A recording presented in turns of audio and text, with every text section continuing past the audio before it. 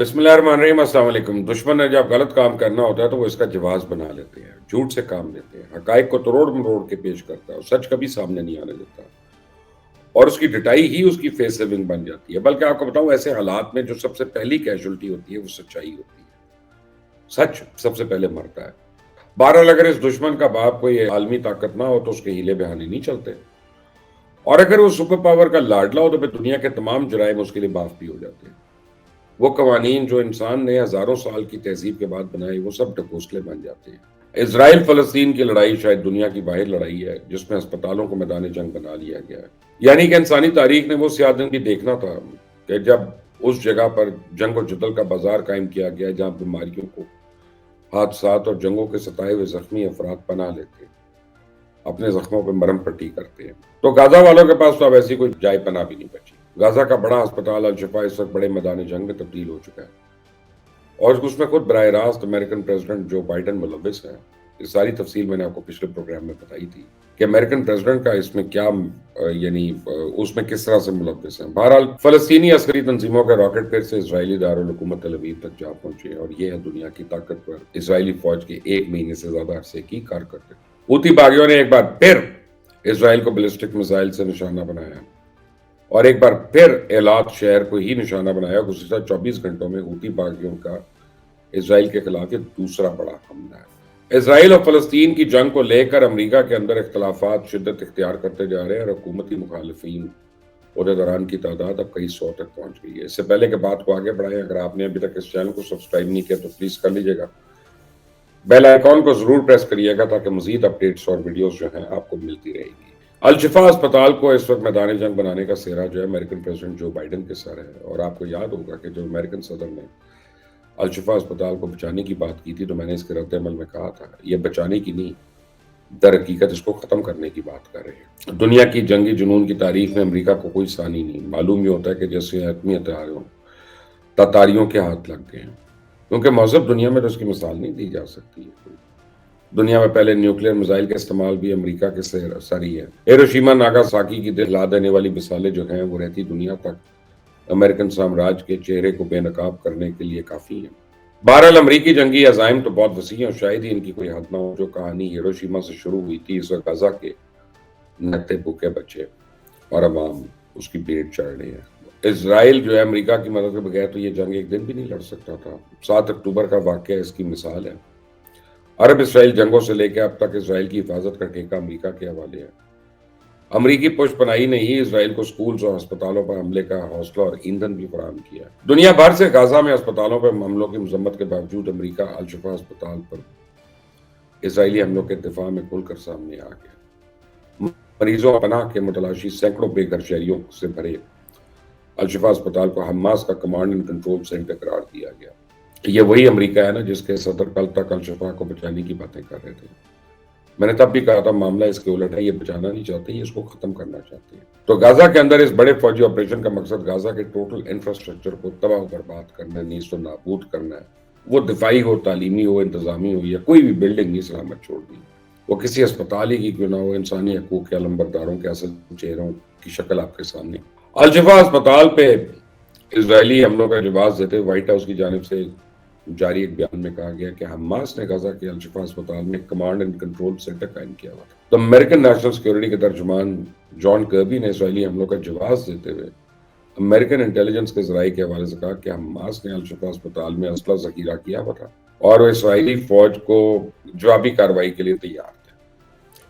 تو حماس نے امریکی بیان پر رد عمل دیتے ہوئے کہا کہ وائٹ ہاؤس کے ریمارکس غزہ کے اسپتال میں مزید قتل عام کو ہوا دے رہے ہیں، اور وائٹ ہاؤس کا بیان غزہ میں اسپتالوں پر حملوں کے لیے اسرائیل کے بیان کردہ جواز کی ہی تکرار ہے، اور اس میں اسرائیل کی جانب سے دعویٰ کیا جا رہا ہے کہ حماس کے جنگجو مخصوص اسپتالوں میں اپنے لیے ڈھال کے طور پہ استعمال کر رہے ہیں۔ اب دوسری طرف سابق امریکن صدارتی امیدوار اور وزیر خارجہ ہلری کلنٹن نے بھی اسرائیل کے الشفا اسپتال پر حملے کی حمایت کر دی، اور ایک تقریب کے دوران بات چیت کرتے ہوئے ہلری کا کہنا تھا کہ جو لوگ غزہ میں جنگ بندی اور اسپتالوں پر حملوں کی مخالفت کر رہے ہیں وہ حماس کو نہیں جانتے۔ صدر جو بائیڈن نے مکمل جنگ بندی کا مطالبہ نہ کر کے بہت درست قدم اٹھایا، اور سابق امریکی وزیر خارجہ کہنا ہے کہ جنگ بندی کا مطالبہ کرنے والے دوسری دنیا میں رہتے ہیں، حماس کو نہیں جانتے، وہ اسپتالوں کو اپنی ڈھال کے طور پر استعمال کرتے ہیں۔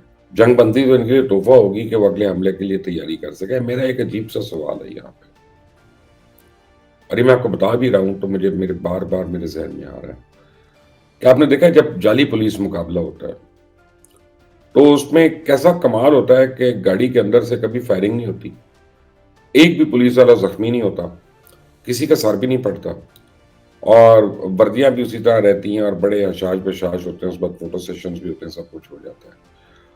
تو اگر حماس کا پورا سیل یہاں پہ ہے اس اسپتال کے اندر، الشفا کے اندر، اور وہ جنگجون کے وہاں پہ تھے اور ان کے پاس اسلحہ اتنا ڈھیروں اسلحہ تھا وہاں پہ، تو جب اسرائیلی فوج الشفا کے اوپر حملہ آور ہوئی تھی تو حماس کے اندر سے ایک گولی کیوں نہیں چلی؟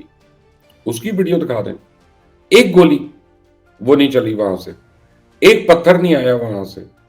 تو یہ مجھے وہ پنجاب پولیس کا جعلی پولیس مقابلہ لگتا ہے جس طرح سے آپ یہ دیکھ رہے ہو، سن رہے ہیں۔ بہرحال غزہ میں انسانیت سوز اسرائیلی حملوں کا دفاع کرتے ہوئے یہ ہلری کلنٹن نے کہا تھا کہ جنگ بندی تنازعات کو حل کرنے کی بجائے منجمد کر دیتی ہے، اس لیے حماس کو کچلنے تک اسرائیل کو اپنا آپریشن جاری رکھنا چاہیے۔ تو ہیومن رائٹس واچ کے ڈائریکٹر جو ہیں انسانی حقوق برائے اسرائیل اور فلسطین، عمر شاکر، انہوں نے اسرائیلی جواز اور امریکہ کی جانب سے اس کے دفاع کو مسترد کرتے ہوئے کہا اگر یہ ثابت بھی ہو جائے کہ حماس اسپتال کو اپنے عسکری آپریشن کے لیے استعمال کر رہی تھی تو پھر بھی عالمی قانون کے تحت اسپتال پر حملے سے پہلے مؤثر وارننگ دینا ضروری ہے۔ انہوں نے کہا یہ صورتحال بہت تشویشناک ہے کیونکہ غزہ کے ہزاروں بے گھر افراد نے اس وقت الشفا اسپتال کے اندر پناہ لی ہوئی ہے۔ ایسی صورتحال میں عالمی انسانی قوانین جو ہیں ان کے تحت یعنی عمل درآمد انتہائی ضروری ہے کہ حملے سے پہلے وارننگ بھی دی جائے تاکہ وہاں پہ لوگ محفوظ مقامات پہ منتقل بھی ہو سکیں۔ اور اسرائیل کی جنگ فلسطین کے عسکری گروپس کے خلاف نہیں بلکہ لگتا ہے کہ انسانیت کے خلاف ہے۔ بہرحال اور یہ ہے دنیا کی طاقتور ترین اسرائیلی فوج کی 1 مہینے سے زیادہ جنگ کی کارکردگی کہ فلسطینی عسکری تنظیموں کے راکٹ پھر سے اسرائیلی دارالحکومت تل ابیب تک پہنچ گئے۔ اسرائیلی فوج کتنی قابل ہے یا اس نے اس جنگ میں ابھی تک کتنی کامیابی حاصل کی ہے اس کے لیے یہی ثبوت کافی ہے کہ فلسطینی عسکری گروپ کی طرف سے فائر کیے جانے والے راکٹ پھر سے اسرائیلی دارالحکومت تل ابیب میں گر پڑے، جس سے کچھ افراد کے زخمی ہونے اور عمارتوں کو نقصان پہنچنے کی بھی اطلاعات ہیں۔ تو اس جنگ میں فلسطینی مزاحمت کار جو ہیں پوری طرح اسرائیلی فورسز کے کنٹرول سے باہر نظر آ رہے ہیں، اور جس طرح کی کارروائیاں پہلے دن کر رہے تھے اسی طرح کی کارروائیاں مہینہ گزرنے کے بعد بھی کر رہے ہیں۔ اب تو کوئی اسپتال بھی نہیں بچا کہ جس کو انہوں نے بوم کرنا ہے۔ انہوں نے پورا مہینہ فلسطینیوں کے گھر اور اسپتال برباد کرنے کے علاوہ سکولز کو برباد کیا، میڈیکل سینٹرز کو برباد کیا۔ تو انہوں نے عسکری گروپس کے خلاف کون سی کامیابی حاصل کر لی؟ حوثی باغیوں کو اسرائیل کا شہر ایلات جو ہے نا وہ زیادہ ہی پسند آ گیا، اور معلوم ہی ہوتا ہے کہ یمن کے حوثی باغیوں کے عزائم ذرا زیادہ وسیع ہیں۔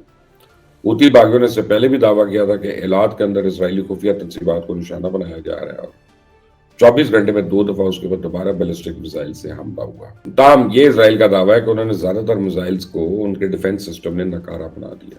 تو اسرائیل اور فلسطین کی جنگ کو لے کر امریکہ کے اندر جو اختلافات ہیں وہ شدت اختیار کرتے جا رہے ہیں۔ حکومتی عہدیداران کے خلاف جو تعداد ہے وہ اب سینکڑوں میں پہنچ گئی ہے۔